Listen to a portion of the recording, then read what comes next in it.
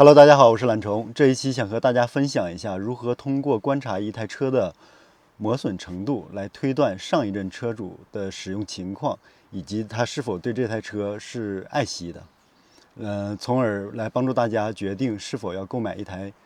自己中意的二手车。这是一台目前为止已经行驶了14万公里的车。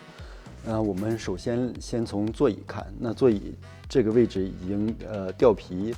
还有侧面已经有一些褶皱，从这些现象上可以推断出前车主的身材是比较魁梧的。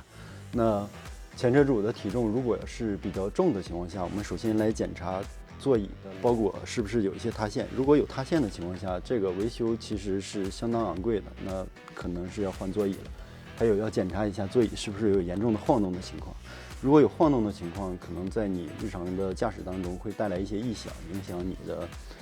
驾驶体验。下面我们看一下方向盘的磨损情况。这个方向盘磨损主要是在于这个位置，这个位置的磨损其实比较严重。我猜测还是前车主是有一个很好的驾驶习惯的，那左右手都是放在3点1 9点的方向，就证明是一个老司机。但是他想努力的放在9点方向，可能因为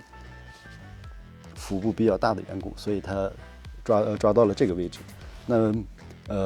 比较庆幸的是，它的定速巡航键磨破了。从这一点呢，能判断出来，这个车的大部分使用场景是在高速公路上。那一个经常跑高速的车，其实磨损是相对于较少的。对于机械方面来说，磨损是相对于较少的。下面我们顺着这个方向看一下前风挡的磨损情况。那在德国有很多种情况是会换前风挡的，比如说像这台车，我们刚才分析它会经常跑高速，那就证明如果有很重的石子打上去的话，风挡一定会破碎的。我们现在看这块玻璃的生产日期是22年，那实际上这台车的生产日期是2016年，那就证明这个玻璃之前是换过的。换过玻璃其实没有什么可担心的，这边的从业人员都相当的专业，但是有一点是需要大家去验证一下的，也就是说这个雨量传感器，很多时候不同的车型，有些人可能是不是特别了解，这个传感器可能没有被更换，导致你自动雨刷可能功能不是很正常，这个只要把功能验证全就可以了。那我们在这个机盖上也能看见有很多脚印，是一种小动物的脚印，看起来蛮可爱的。但实际上，这个动物并不可爱，它不是猫的爪印，很多人会误会这是野猫的爪印，但实际上它在德国的名字叫 Marder， 我不知道在中文里面它到底属于什么动物，但是是属于雕类，看起来长得有点像黄鼠狼。如果你看到这些脚印在你车上的时候，就一定要把发动机的盖子掀起来看一眼，看看里面是不是已经被它咬了。它特别喜欢咬橡胶的制品，除了金属咬不动，它什么都咬。网上有流传说它特别爱喝防冻液，所以很多车的冷却水管都是被它咬漏的。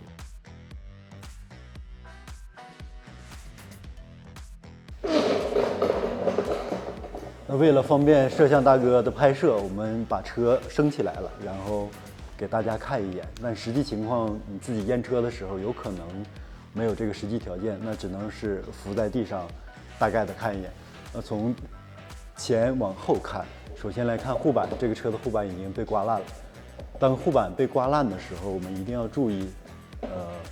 变速箱和发动机的油底壳是不是被磕到过。如果被磕到过的情况下，它一定是会有漏油的痕迹，那会从护板往下滴。如果有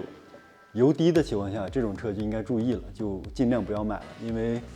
滴油修起来会非常的昂贵。然后呢，如果你滴到车位上，也会导致邻居的投诉，会涉及到一些环保的问题。然后我们现在看看这个车的轮胎。首先来讲，一台车应该保持轮胎的，从中间区分的话，左右的磨损的状态应该是一致的。如果它有偏磨的情况，那就证明这个底盘状态不是特别好，也尽量避免不要买。然后看看这个车的底盘上有没有一些五颜六色的配件。如果有五颜六色的配件，证明这个车之前被改过，尤其是这种相对来说，稍稍有一点点运动的车型，可能有一些车主会比较喜欢改装车。那底盘上的件如果被改装过的情况下，如果你真的想要这台车的情况下，一定要向车主要这个改装件的相关的手续。如果是没有手续的情况下，你是过不了车检，过不了车检就日后再恢复原装的状态是很昂贵的。那现在看，除了底盘有一些剐蹭的情况下，其他的位置还好，也没有生锈的地方。那我们就是趴在地上，大概看一眼，没有滴油，然后没有严重损坏车身的刮伤，然后没有生锈，底盘上的件没有生锈，那这台车实际上作为二手车来讲，就算是过关了。那这个车呢，我们只发现了有一处是改装件，也就是说这个件不是原厂的。也就是说这个轮网是这个牌子的，但是它不是原厂件，它必须要有一个这个机动车管理局下发的一个 KBA NUMA， 也就是说你要根据这个号，然后去准备相关的文件，你才能过车检。如果你只有这个轮网，没有相关的文件的情况下，你联系厂家能够得到这个文件也可以，但是如果你什么都没有，这个车检肯定是过不去的。那这个就是刚才我们所提到的这个 KBA 的 NUMA 的相关文件，这下面有这个的文件号，然后它整个是这样厚的一本，然后你去它后面的列表里面找你这个车所对应的车型，那上面也还是会有一个这个号，只有这些东西有的情况下，你才能过车检。那当然还有更复杂的过车检的方式，这里面就不说了，这是最简单的。如果你买车的时候，车上有一些改装过的零件，一定要有这个东西。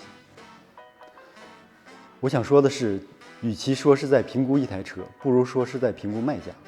因为在短短的验车过程当中，我们不可能把一台二手车的所有零件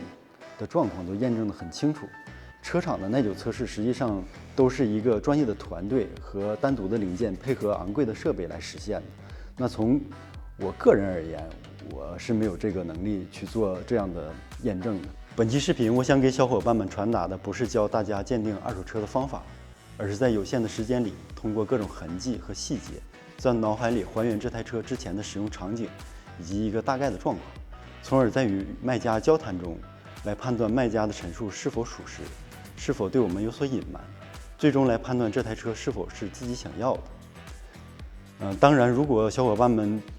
自己确实对这些内容不熟悉或者力不从心的话，也可以让信得过的专业团队来做一下参谋。以上就是本期视频的全部内容，谢谢大家。